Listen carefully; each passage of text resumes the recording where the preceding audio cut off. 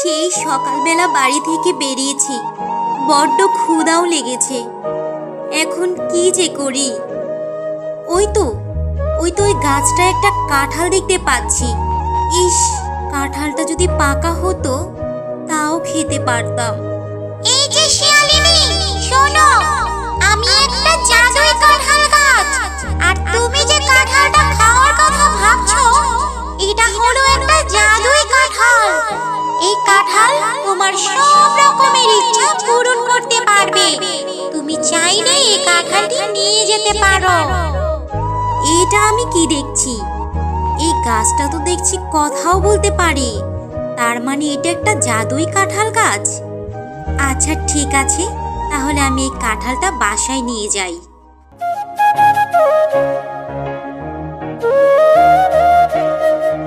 কি ব্যাপার মা, তুমি আজকে কাজে যাওনি? আর এই কাঁচা কাঁঠালটা কোথায় পেলে মা? তারপর শিয়ালিনী তার সাথে ঘটে যাওয়া সমস্ত ঘটনা তুলিকে বলতে শুরু করলো। সবটা শুনে তুলি বলল, তাই নাকি মা? আচ্ছা, তাহলে আমার তো অনেক ক্ষুধা লেগেছে। তুমি এই কাঁঠালটিকে বলে কিছু খাবার এনে দাও না মা, আমার যে অনেক ক্ষুধা লেগেছে। আচ্ছা ঠিক আছে রে মা, এবার বল তুই কি খাবি। আমি এই জাদুর কাঁঠালকে বলে তোর জন্য খাবার এনে দিব। মা, তুমি তো জানো আমি চকলেট খেতে অনেক ভালোবাসি, আর আমার বন্ধু টুম্পাও চকলেট অনেক পছন্দ করে। তুমি বরং তোমার এই জাদুর কাঁঠালটিকে বলে আমার জন্য কিছু চকলেট এনে দাও। জাদুই কাঁঠাল, আমার মেয়ে চকলেট খেতে চাইছে, তুমি কি আমাকে কিছু চকলেট দেবে?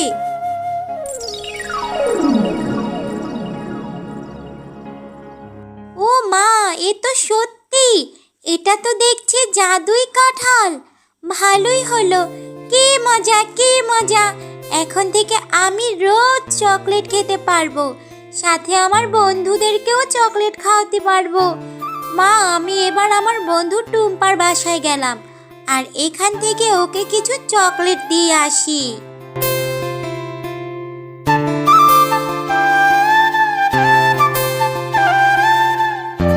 টুম্পা, এই টুম্পা, এই দেখ আমি তোর জন্য চকলেট নিয়ে এসেছি।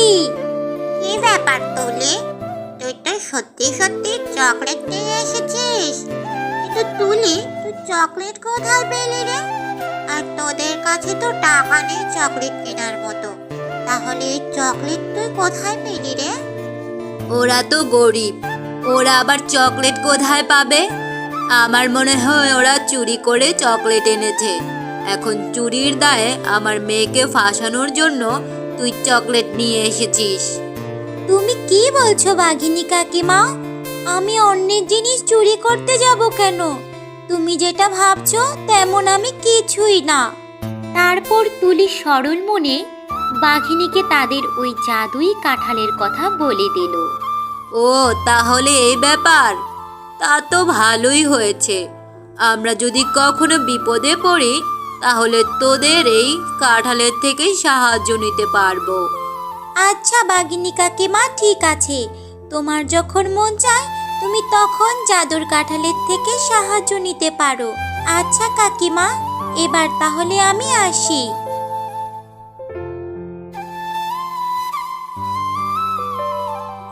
আরে আরে, এটা আমি কি শুনলাম? তাহলে তো এই জাদুর কাঁঠালটাই আমার চুরি করতে হচ্ছে।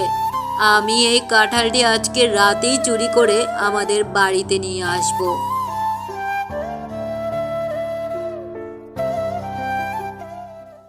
তারপর সেই রাতে বাঘিনী তুলিদের বাড়ি কাঁঠাল চুরি করার জন্য চলে যায় এবং কাঁঠালটি চুরি করে তার বাড়িতে নিয়ে আসে।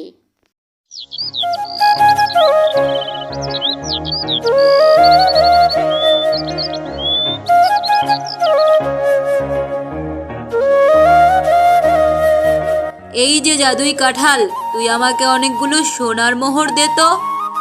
এই কথা বলতে কাঁঠাল জাদু করে বাঘিনীকে অনেকগুলো সোনার মোহর এনে দেয়। এভাবে বাঘিনী এক এক করে তার সব ইচ্ছে পূরণ করতে থাকে। মা তুলি, তোর আবার কি হলো? তুই হঠাৎ এভাবে কান্না করছিস কেন? আমাকে বল, তোর কি হয়েছে?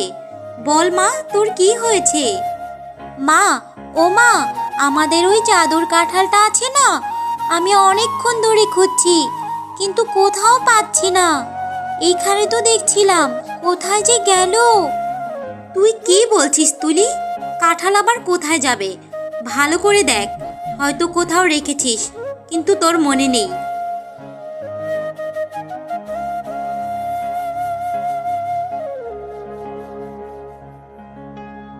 ওইদিকে দুষ্ট বাঘিনী জাদুর কাঁঠাল থেকে অনেক অনেক ধন সম্পদ চাইতে থাকলো।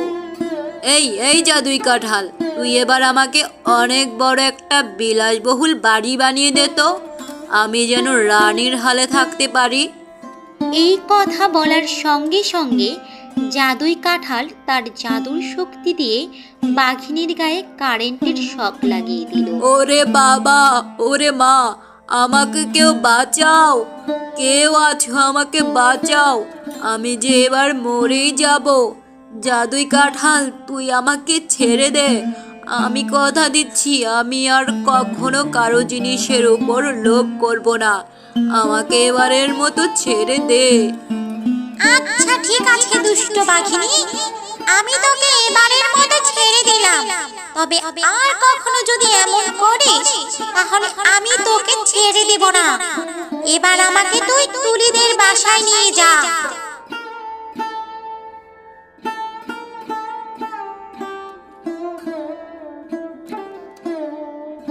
সেই সকালবেলা বাড়ি থেকে বেরিয়েছি, বড্ড ক্ষুধাও লেগেছে, এখন কি যে করি?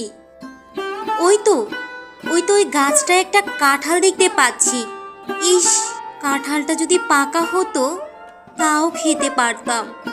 এই যে শিয়ালিনী, শোনো, আমি একটা জাদুই কাঁঠাল গাছ, আর তুমি যে কাঁঠালটা খাওয়ার কথা ভাবছো, এটা হলো একটা জাদুই কাঁঠাল। এই কাঁঠাল তোমার সব রকমের ইচ্ছা পূরণ করতে পারবে। তুমি চাইলে এই কাঁঠালটি নিয়ে যেতে পারো। এটা আমি কি দেখছি? এই গাছটা তো দেখছি কথাও বলতে পারে, তার মানে এটা একটা জাদুই কাঁঠাল গাছ। বন্ধুরা, আমাদের আজকের গল্পটা আপনাদের কাছে কেমন লাগলো?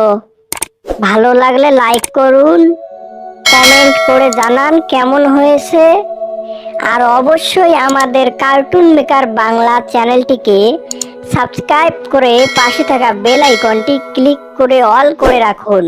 খুব শীঘ্রই দেখা হচ্ছে পরবর্তী কোনো নতুন ভিডিওতে। ততক্ষণ পর্যন্ত সবাই ভালো থাকবেন, সুস্থ থাকবেন। ধন্যবাদ।